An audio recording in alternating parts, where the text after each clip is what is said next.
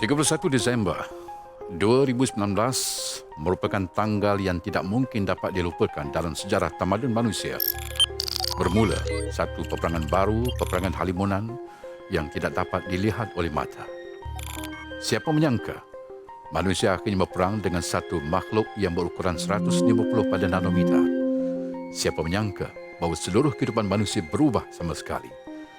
Siapa juga menyangka ibadah umat Islam juga turut terkesan kerana satu makhluk yang dinamakan sebagai coronavirus ataupun COVID-19. Dan bermula pada itu, hampir 8 bilion umat manusia yang berada di atas planet bumi ini terkesan tanpa mengira saja di mana mereka berada. Ribuan orang di dalam kesusahan, ribuan orang dalam pengangguran, jutaan orang yang kehilangan pekerjaan dan ratusan yang lain menghadapi kesengsaraan dan ada yang telah pun pergi meninggalkan kita. Coronavirus satu ketika dahulu yang dianggap barangkali akan hilang dalam waktu 2-3 bulan. Tetapi makhluk ini nampaknya tidak mudah untuk diselesaikan. Dan peperangan halimunan ini masih lagi belum menampakkan hasilnya dan manusia terus berperang. Penonton yang dimuliakan, selamat bergabung bersama kami di Pusat Peperangan Halakah.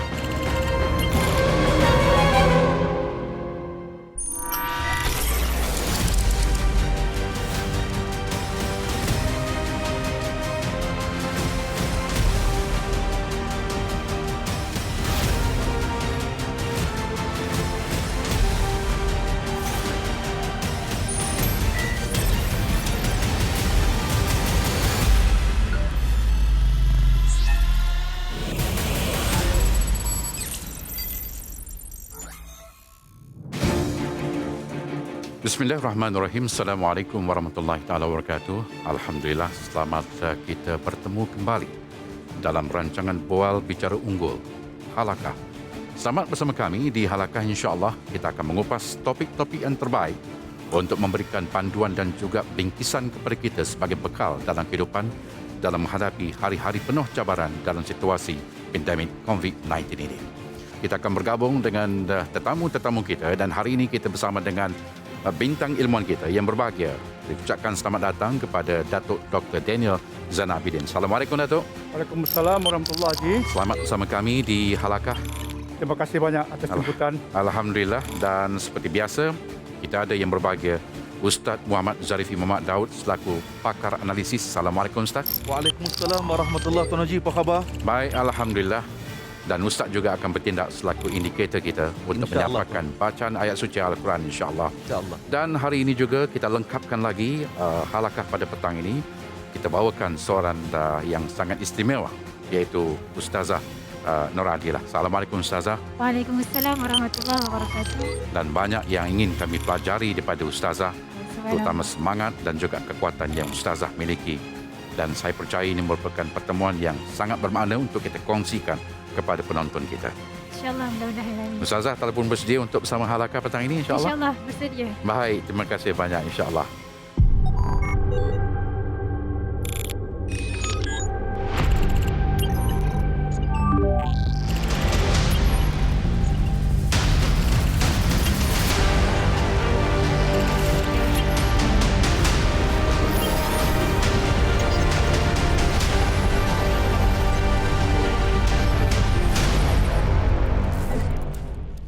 Penonton yang dimuliakan, insya-Allah pada tahun-tahun yang berikut ini merupakan tahun yang sangat mencabar dan kita harus mencaturkan semula seluruh kehidupan kita kepada laras yang sebaik mungkin. Dan semua orang sebenarnya sedang berada dalam zon peperangan tanpa mengira siapa kita. Kita sedang berperang sekarang dengan ujian yang sangat dahsyat yang sedang kita lalui. Siapa menyangka satu makhluk kecil yang berukuran 150 pada kedudukan nanometer akhirnya mendatangkan huru-hara kepada seluruh kehidupan manusia di atas muka bumi ini. Dan daripada itu juga kita akan mengupas satu topik hari ini untuk kita perkatakan iaitu Tanah Suci Aku Rindu. Tanah Suci Aku Rindu merupakan tanah yang sangat istimewa bagi seluruh jantung umat Islam kerana di situ letaknya Kaabah dan juga makam Rasulullah SAW. Setiap tahun kita akan berhaji, kita akan berumrah di situ dan setiap perhimpunan umat Islam memakan jumlah yang sangat besar, hampir kepada 5 juta orang dalam kebiasaan bila kita menunaikan haji dan lebih daripada ratusan ribu ketika menunaikan umrah. Namun kerana pandemik yang sedang kita hadapi, semuanya berubah sama sekali. Dan sebelum itu, kita pergi kepada yang berbahagia Ustaz Muhammad Zarifi untuk kita dengarkan, kita hayati dan kita bawa ayat ini ke dalam hati kita.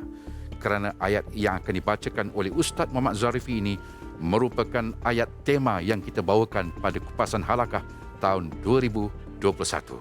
Silakan Ustaz Muhammad Zarifi. Bismillahirrahmanirrahim.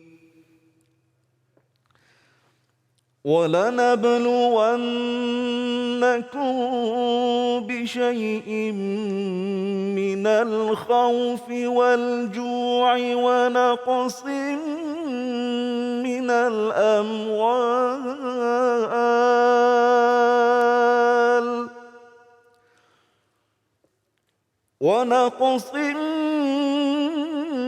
مِّنَ الْأَمْوَالِ وَالْأَنفُسِ وَالثَّمَرَاتِ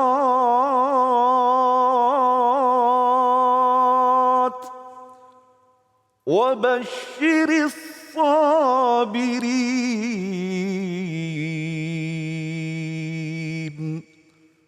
صدق الله العظيم. Surah Al-Baqarah ayat 155 bermaksud, demi sesungguhnya kami akan menguji kamu dengan sedikit perasaan takut kepada musuh dan dengan merasai kelaparan dan dengan berlakunya kekurangan dari harta benda dan jiwa serta hasil tanaman. Dan berilah kabar berita gembira kepada orang-orang yang bersabar. Inilah Tuan Haji, ayat tema yang kita bawa dalam halakah musim ini. Mudah-mudahan ia menyerap dan memberikan inspirasi kepada kita semua. Tuan Haji. Terima kasih Yang Berbahagia Ustaz Muhammad Zarifi Muhammad Daud. Ayat surah Al-Baqarah ayat 155. Baik, saya percaya semua daripada kita di sini pernah menjejakkan kaki ke Tanah Suci Mekah. Ustaz Muhammad Zarifi, Datuk Dr. Daniel, saya sendiri dan juga Ustazah Adila juga pernah sampai ke Tanah Suci Mekah. Tetapi Ustazah yang ini sangat istimewa, Doktor. Sebab dia sampai ke Tanah Suci dengan cara yang sangat lain. Dengan menggunakan basikal bersama dengan suami tersayang, dia sampai ke Tanah Suci menjelajahi 14 buah negara dan akhirnya sampai ke Tanah Suci. Luar biasa. Kita nak belajar sesuatu daripada beliau tentang semangat kerana kita percaya individu seperti Ustazah dan juga suaminya adalah orang yang mempunyai daya ketahanan yang kuat dari segi kesedihan itu sendiri. Baik, Dr. Daniel, kalau kita lihat mungkin dapat Dr. jelaskan dahulu apakah di antara kewajipan menunaikan haji kalau kita lihat dari segi kemampuan itu. Sila bantu penonton untuk memberikan kupasan kewajipan menunaikan haji berdasarkan kemampuan yang bagaimana. Terima kasih Tuan Haji, Ustaz Muhammad Zarifi, Ustazah Adila, tuan-tuan dan puan-puan yang dihormati lagi dimuliakan. Assalamualaikum warahmatullahi wabarakatuh. Alhamdulillah wassalatu wassalamu ala sayyidina Muhammad wa ala alihi wa sahbihi ajma'in. Amma ba'd. Islam lengkap dan komprehensif. Dalamnya ada hal ehwal yang berkaitan dengan sebuah kepercayaan, berkaitan dengan ibadah, berkaitan dengan akhlak, berkaitan dengan hukum hakam syariat secaranya lengkap. Salah satu ibadah yang dituntut ke atas kita adalah ibadah haji. Namun tuan-tuan dan puan-puan, bila kita belajar agama secara yang betul, kita akan sedar tentang satu perkara, bahawa kefarduan dan kewajipan dalam beragama, dalam menegakkan ibadah, tidak pernah Islam pisahkan daripada waqi'. Tidak pernah Islam pisahkan daripada keadaan realiti. Realiti yang dikaitkan dengan ibadah haji, yang Haji sebutkan tadi sebagai syarat mampu, istita'ah. Dan ini ada dalilnya. Sebagai contoh, dalam surah nombor 3, surah Ali Imran, ayat nombor 97, Allah menegaskan, walillahi 'alan nasi hajjul bait man istata'a ilaihi sabila. Maka Allah telah memfardukan haji ke Baitullahil Haram, tapi bersyarat. Wajib itu ada syaratnya. Syaratnya man istata'a ilaihi sabila. Bagi orang yang ada istita'ah. Istita'ah artinya dia mampu. Maka para ulama membahas, mengkaji, disuluh oleh hadis-hadis di samping Al-Quran. Apa itu syarat kemampuan? Apa itu syarat al-istita'ah yang kita sebutkan tadi?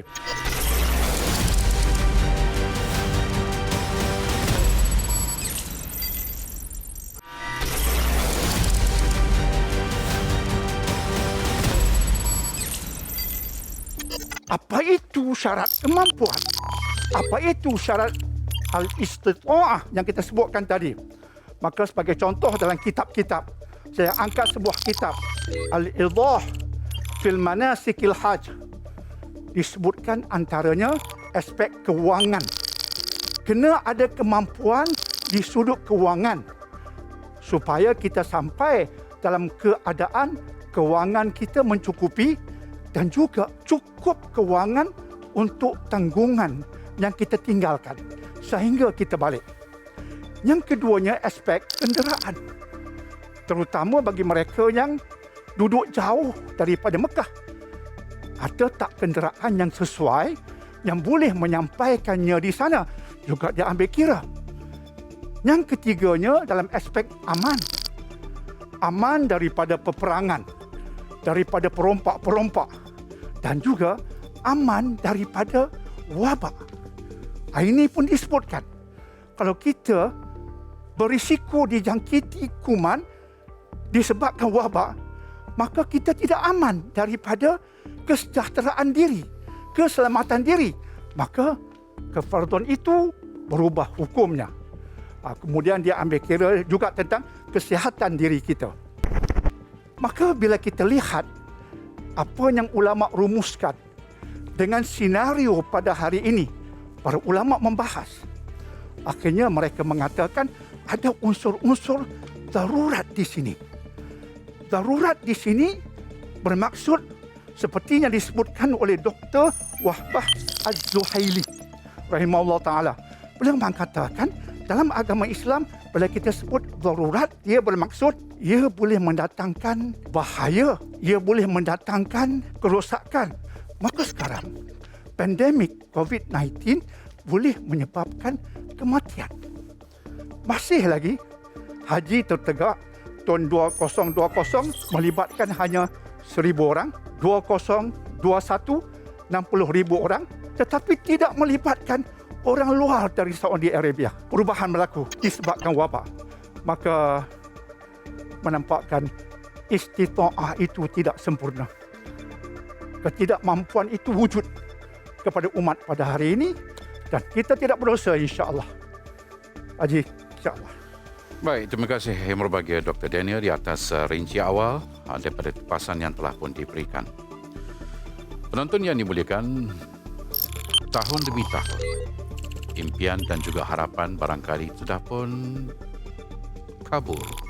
Sudah pun barangkali tinggal impian apabila pandemik ini tidak menunjukkan untuk reda. Dan beberapa maklumat data yang kita peroleh menunjukkan varian-varian baru muncul. Dan ini menunjukkan bahawa ketakutan baru barangkali sedang terjadi.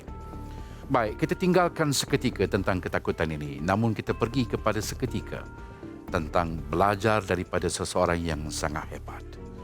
Kita ada Ustazah Adila di studio dan pada saya ini merupakan satu kekuatan yang sangat luar biasa.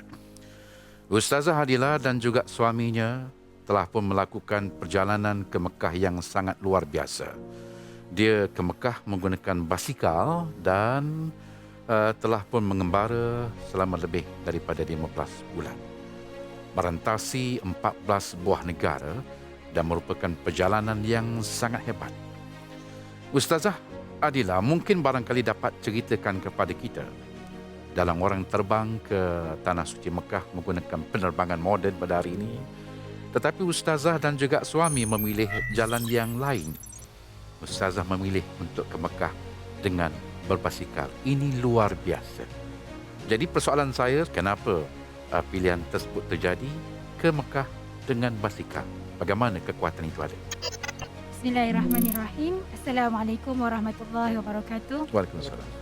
Terima kasih pihak Halaqah sudi memberi saya ruang untuk menceritakan tentang bagaimana kembara memburu hikmah menuju ke Tanah Suci dengan berbasikal. Subhanallah. La haula wa la quwata illa billahil aliyul azim. Bila saya kenangkan balik zaman kanak-kanak saya dulu, saya memang dibesarkan dengan basikal. Pergi sekolah, balik sekolah dengan basikal. Permainan saya adalah basikal. Alhamdulillah, syukur. Pada tahun 2006, Allah izinkan mak abah saya untuk sampai ke Tanah Suci Mekah itu untuk kali yang pertama. Dan sekembalinya mereka dari Tanah Suci Mekah itu, ini yang sangat mengujakan saya bila cerita-cerita berkenaan dengan Tanah Suci Mekah, berkenaan dengan makam Nabi SAW, berkenaan dengan tempat-tempat yang sangat menjadi inspirasi saya untuk meletakkan niat, hasrat supaya saya dapat menjejakkan kaki ke Tanah Suci itu di usia muda. Subhanallah. Itu yang menjentik menjadi inspirasi saya untuk ada hasrat, ada hajat untuk ke sana di usia muda. Alhamdulillah. Selepas daripada itu, saya suka untuk hadiri kursus-kursus haji yang dianjurkan oleh pihak tabung haji di masjid-masjid. Dan pada suatu hari, ada seorang wanita yang datang menemui saya dan beliau merupakan rakan seperjuangan saya dalam perjuangan Al-Quran. Beliau melamar saya untuk anak lelakinya. Subhanallah. Memang sangat mendebarkan. Ini adalah berkenaan dengan masa hadapan saya. Ya. Oleh itu, saya hanya mampu berdoa, semoga apa yang Allah aturkan berkenaan jodoh saya adalah yang terbaik. Apa yang menariknya, lelaki yang ingin dicalonkan untuk saya itu adalah seorang pengembara. Ya. Semasa tempoh pengenalan tu, beliau ada menyatakan hasratlah untuk mengembara ke seluruh dunia dengan berbasikal. Subhanallah. Pada tanggal 2014, Allah lancarkan jodoh kami dan selepas itu kami mulakan perancangan untuk melakukan siri kembara memburu hikmah. Ketika itulah saya menelaah catatan pengembaraan Ibnu Battuta. Daripada situ saya melihat ada satu kata-kata yang menjentik fikiran saya. Yang mana di situ dikatakan bahawa ulama, para anbiya zaman dahulu memang mengembara ke seluruh dunia untuk menyampaikan Islam. Dan apa yang lebih penting adalah tempat utama yang akan mereka tuju adalah Kota Suci Mekah dan Madinah. Subhanallah. Ini membuka balik kepada saya punya impian, cita-cita, hasrat untuk sampai ke Tanah Suci Mekah itu di usia muda. Dan Allahu Akbar, susunan Allah sangat cantik. Saya dijodohkan dengan seorang lelaki yang nak mengembara ke kota London dengan berbasikal. Saya mencadangkan kepada suami saya untuk kita pergi ke Tanah Suci Mekah sebab saya tak pernah sampai lagi. Subhanallah, walaupun beliau dah berkali-kali sampai ke sana, beliau sudi untuk menerima cadangan saya dan kita pergi halakan tujuan kembara memburu hikmah ini untuk tuju ke Kota Suci Mekah terlebih dahulu. Dan bila saya tengok balik kepada saya punya impian, cita-cita tu, memang betul saya nak pergi ke Tanah Suci Mekah tu, tapi saya tak letakkan kenderaan apa. Dan Allah lorongkan untuk saya berbasikal, bukan kapal terbang. Subhanallah. Dan memang sesuatu yang sangat luar biasa. Sampai ke Mekah dengan basikal.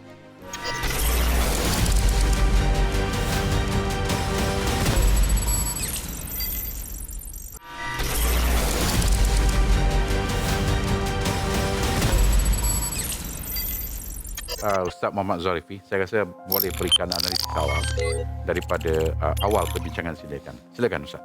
Baik Tuan Haji, Datuk Doktor dan Ustazah Adillah. Apabila kita bicara soal Tanah Suci Aku Rindu, entah mengapa perasaan sayu, kita rasa sebab, dan Ustazah Adillah tadi bila membicarakan pengalaman beliau, saya percaya beliau menahan sebab. Berkaca mata kita semua kerana kita rasa sayu, rasa teringat, rindu, menggamit kepada Kaabah, rumah Allah Subhanahu wa taala. Kerana itu para penonton rahmati Allah, jangan putus semangat dan jangan patah harapan kerana Kaabah yang kita rindu ini memang disebut dalam Al-Quran dengan pelbagai nama. Makkah itu pelbagai nama. Ada disebut Makkah, Bakkah, Ummul Qura dan sebagainya. Dan yang paling penting saudara, bagaimana Kaabah itu rupa-rupanya ada cerita dalam Al-Quran yang ada kaitan dengan Nabi Ibrahim AS. Ayatnya para penonton, ayat nombor 37 di dalam surah Ibrahim, surah nombor 14. A'udzubillahi minasyaitonirrajim. Bismillahirrahmanirrahim.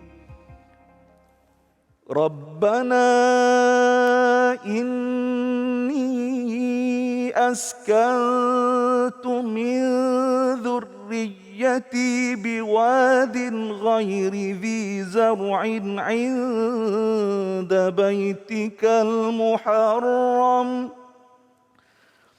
ربنا ليقيموا الصلاة فاجعل أفئدة من الناس تهوي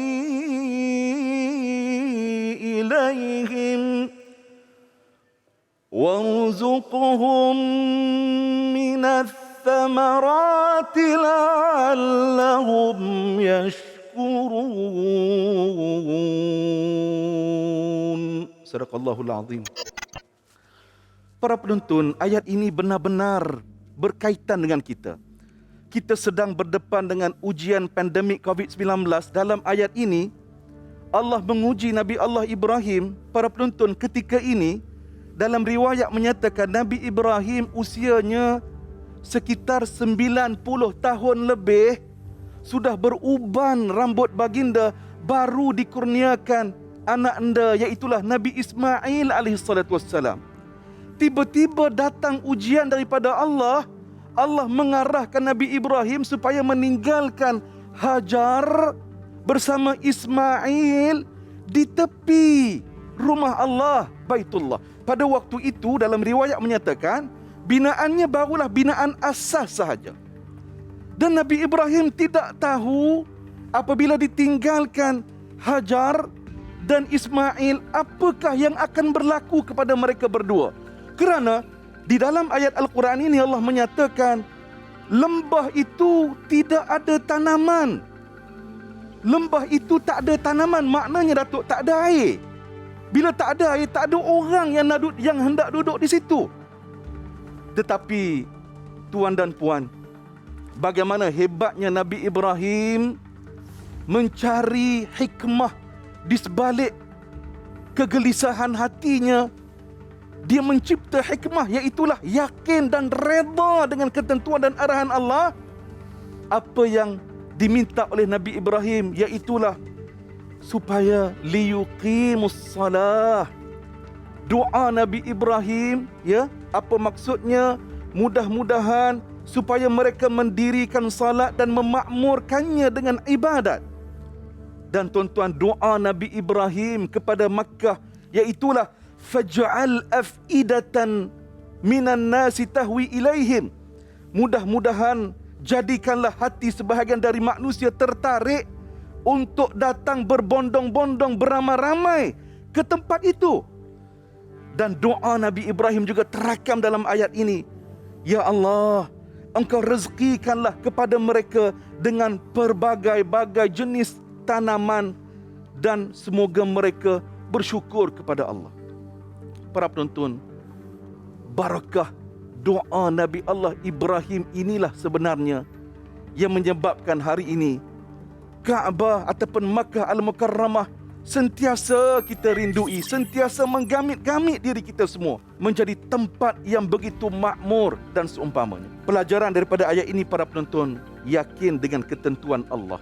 Dan yang kedua saudara, apabila kita dirundung masalah, kegelisahan, kebimbangan dan sebagainya, banyakkan bersalat kepada Allah, minta kepada Allah, mohon kepada Allah, menyerah diri kepada Allah. Pasti akan ada sinar kepada keluarga, kepada diri kita. Tuan Haji, wallahu a'lam. Baik, terima kasih Ustaz Muhammad Zarifi di atas analisis awal yang diberikan. Dr. Daniel, Saya. kalau kita lihat bahawa pandemik coronavirus ini mula dikesan di Wuhan, Hubei, China. Ya. Dan kalau kita lihat peperangan antara virus dengan sains pada saat dan ketika ini, belum lagi nampak bahawa tanda-tanda kemenangan akan diperolehi. Dan soalan saya kepada Dr. Daniel, Ya. adakah masih ada peluang dan harapan kepada umat Islam untuk sampai ke Tanah Suci dalam waktu yang terdekat ini? Ya, terima kasih Tuan Haji. Bila Allah menguji kita, pasti ada hikmah. Mungkin ada satu ayat yang boleh kita angkat dari surah nombor 2 Al-Baqarah ayat 216. Wa asa an takrahu syai'an wa huwa khairul lakum. Wa asa an tuhibbu syai'an wa huwa syarrul lakum. Wallahu ya'lamu wa antum la ta'lamun. Mungkin kamu membenci sesuatu perkara, tetapi yang kamu benci itu baik untuk kamu. Dan mungkin juga kamu menyukai sesuatu perkara yang lain, tetapi yang kamu sukai itu buruk untukmu. Mungkin dapat Dr. Daniel jelaskan dulu tentang flashback sedikit di belakang tentang di Wuhan dan juga Hubei itu. Ya, dia bermula di Wuhan. Wuhan ini ialah ibu kota bagi provinsi ataupun wilayah Hubei di Central China, di kawasan China Tengah. Dan Wuhan ada populasi lebih kurang 11 juta penduduk. Dan serangan COVID-19 bermula di Wuhan ini memang mencabar. Sebab pada asalnya masyarakat termasuk saintis tidak menjangkakan ia akan menjadi pandemik. Kemudian berlaku wabak menyerang dunia. Allah tak hantar secara solo, tetapi Allah letakkan wabak penderitaan bersama-sama dengan kelapangan, kesenangan dan sebagainya. Jadi menjawab soalan haji tadi, disuluh oleh wahyu, kita berkata dengan penuh keyakinan, insya-Allah semua akan reda. Cuma mindset kita ialah ketika sedang diuji ini, mindset Qurani kena ada. Cara fikir bukan cara fikir biasa. Ya Ustaz, Ustaz baca surah Al-Baqarah ayat 155. Ayat itu bermula walana berluwannakum. Kita ambil sekadar itu saja kita angkat. Apa maksudnya? Dia bermula dengan lam ya Ustaz. Kemudian hujungnya ada nun sabdu. Dalam bahasa Arab, dia suatu kepastian. Kami pasti, garanti akan uji semua kamu dengan sedikit sebanyak daripada ketakutan dan sebagainya. Artinya mindset. Nak hidup tanpa penderitaan bukan di sini, tapi di syurga saja. Di sini pasti ada ujian. Itu mindset pertama. Mindset yang kedua, ujian datang dengan kelapangan. Itu mindset yang kedua. Mindset yang ketiga, jangan berputus asa sebab masih ada banyak ibadah lain yang boleh kita lakukan. Contoh solat harian, masih menghadap Kaabah. Sebab Allah tidak jadikan Kaabah untuk kita sembah. Allah jadikan Kaabah sebagai kiblat. Maka setiap hari bila kita bersolat, kita mesti menghadap Kaabah. Jadi sekaligus terubat juga. Dan insya-Allah seperti yang kita sebutkan tadi, ya, saya yakin insya-Allah biiznillah semua akan reda. Cuma hari ini sujudlah kepada Allah.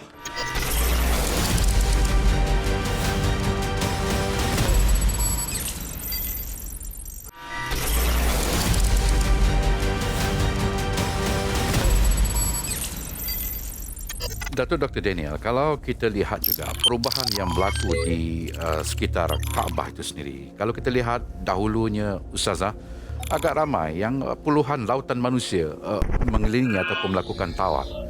Tetapi hari ini tawaf yang sedang berlaku ini adalah jumlah yang sangat sedikit.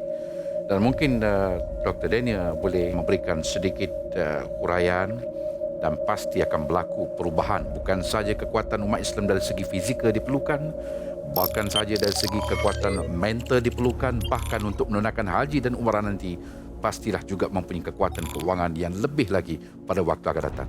Dan apakah ini merupakan satu cabaran besar kepada ibadah umat Islam dalam konteks haji dan umrah? Silakan Dr. Daniel. Benar je. Dengan norma baru, secara umumnya penjarakan fizikal dengan macam contoh haji tahun ini kena ada vaksinasi terlebih dahulu. Yang tidak ambil vaksin tidak boleh pergi buat haji. Ini semua undang-undang baru, norma-norma baru. Akan datang mungkin kos akan meningkat. Ya, ada unsur bermadankah bagi umat Islam? Secara zahirnya ya, memang ada. Tetapi la yukallifullahu nafsan illa wus'aha. Allah memberi jaminan pada kita berdasarkan ayat di penghujung surah Al-Baqarah bahawa Allah tidak bebankan seseorang melainkan sekadar kemampuannya. Jadi insya-Allah ujian pada umat ini ujian yang datang kepada kita, dan andai kata landasan kita betul. Landasan kita betul artinya haji. Dalam surah Al-An'am, surah nombor 6, ayat 42-43, Allah mengingatkan kita. Umat terdahulu, Allah datangkan pada mereka baksa wad-dharra, baksa kemiskinan. Macam sekarang wabak melahirkan orang hilang pekerjaan, datang kemiskinan, dan dharra penyakit. Sekarang ada dharra pandemik. Allah beritahu, dahulu aku telah datangkan pada umat-umat dua ini. Sekarang menimpa kita. Tapi Allah sebut di hujung ayat 42 supaya mereka tadarra'u. Ini yang Allah tekankan, Ustaz. Supaya mereka tadarra'u. Tadarra'u artinya tunduk. Allah timpakan sara' wa dharra. Allah timpakan baksa wa dharra, kemiskinan dan kesakitan. Tujuannya supaya kita tunduk, beristighfar, sembah Allah, berdoa pada Allah, semua kita. Dan akhirnya insya-Allah semua bisa tersenyum selepas tangisan haji. Insya-Allah. Baik, terima kasih Datuk Dr. Daniel. Ustazah Noradina. Ada satu rindu yang tak perlu kita ubati. Ustazah setuju dengan saya? Rindu kepada tanah suci. Itu menjadi topik pada perbahasan kita. Dan jangan diubati kerinduan kita kepada Mekah dan juga Madinah. Namun bagaimana Ustazah mendidik hati agar tetap merasa dekat dengan tanah suci Mekah dalam situasi tidak mudah untuk kita ke sana dalam keadaan pandemik COVID ini. Masya Allah, subhanallah. Subhanaka rabbana wa bihamdik, faghfir li, faghfir lana. Ya Allah, tak ada siapa pun yang di atas muka bumi ni tak merindukan untuk sampai ke tanah suci Mekah. Tak kira lah dah pernah sampai atau yang belum pernah sampai. Malah yang belum sampai ke sana akan rasa berdebar-debar. Bilalah agaknya akan dapat gilirannya untuk menjadi tetamu Allah di Baitullahil Haram tu. Subhanallah. Dan seperti mana yang Ustaz Zarifi sebutkan ayat Al-Quran sebentar tadi, doa salah satu janji Allah yang mana termasuk di dalam doa Nabi Ibrahim AS, yang Nabi Ibrahim mohon supaya hati-hati kita manusia ini semua akan merindui Baitullahil Haram. Subhanallah. Dan saya mengenangkan balik macam mana peristiwa saya berada di Tanah Suci Mekah itu buat pertama kalinya setelah melalui satu tempoh perjalanan yang panjang, 1 tahun 3 bulan, merentasi 14 buah negara, menghadapi pelbagai cabaran, liku-liku. Allah izinkan saya untuk berjumpa dengan insan-insan yang baik, dan ketika sampai di Tanah Suci Mekah itulah menjadi ingatan saya.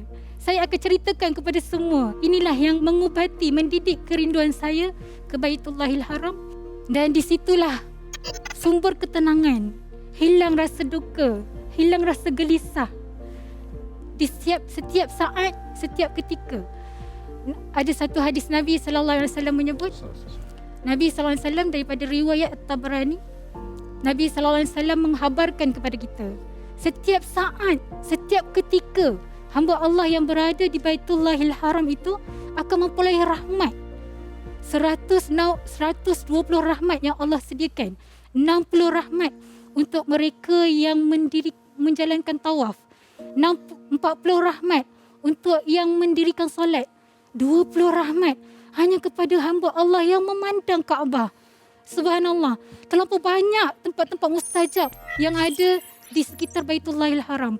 Dan lebih istimewa adalah di situ terpancarnya air yang sangat baik di atas muka bumi ini, ya Allah, iaitu air Zam-Zam. Subhanallah.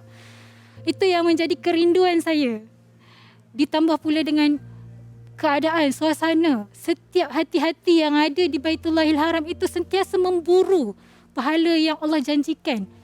Pahala berada di solat di Baitullah lebih baik 100,000 kali ganda berbanding di tempat-tempat lain. Pahala solat di Masjid An-Nabawi 1000 kali ganda lebih baik berbanding di tempat-tempat lain. Subhanallah. Itu semua adalah yang menjadikan, yang mendidik hati saya untuk sentiasa merindui Baitullah, kota suci Mekah dan Madinah. Dan lebih-lebih lagi melihat suasana keadaan setiap orang yang berpusu-pusu. Yang sebenarnya mereka itu mempunyai hati yang sangat yakin dengan janji Allah. Mereka sangat yakin dengan janji pahala ganjaran syurga yang Allah sediakan untuk mereka. Dan saya sentiasa memohon supaya hati ini, hati saya juga tercalon untuk menjadi hati-hati yang merindui janji Allah itu. Dan hati-hati inilah yang menjadi ciri-ciri hamba pilihan Allah untuk menjadi penghuni syurga. Itulah dia. Dan saya berdoa semoga kita diberi peluang, kesempatan lagi untuk bersujud, bersimpuh, memohon ampun di hadapan Baitullahil Haram dan menjadi hamba Allah yang Allah redai.